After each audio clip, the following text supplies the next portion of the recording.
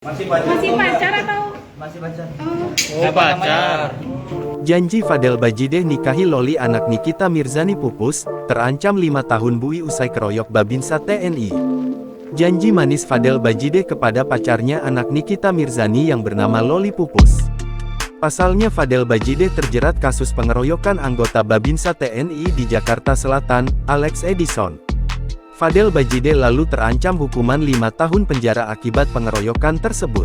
Fadel Bajideh terjerat kasus pengeroyokan bersama 2 pelaku lainnya, yakni MBB alias Martin dan BMB alias Bintang.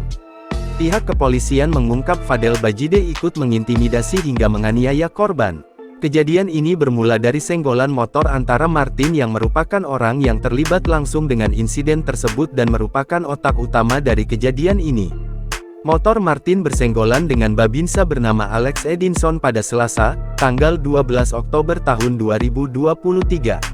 Ketidakterimaan Martin atas kejadian tersebut membuat dirinya mendatangi lokasi kejadian bersama dengan kakak beradik Fadel Bajideh dan Bintang.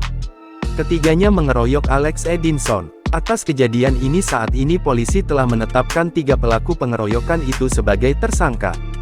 Ketiganya dijerat pasal 170 KUHP dengan ancaman hukuman maksimal 5 tahun penjara. Dalam gelar perkara yang dilakukan oleh kepolisian, diterangkan bahwa Fadel Bajideh masih sebatas berpacaran belum mengarah ke hubungan yang lebih serius.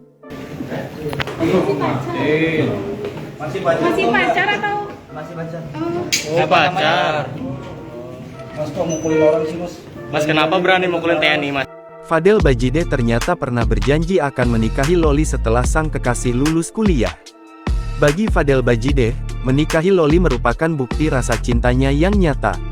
Janji tersebut diucapkan Fadel Bajideh melalui pesan singkat, yang dipamerkan Loli melalui Instagram story-nya beberapa waktu lalu. Download Tribun X sekarang, menghadirkan lokal menjadi Indonesia.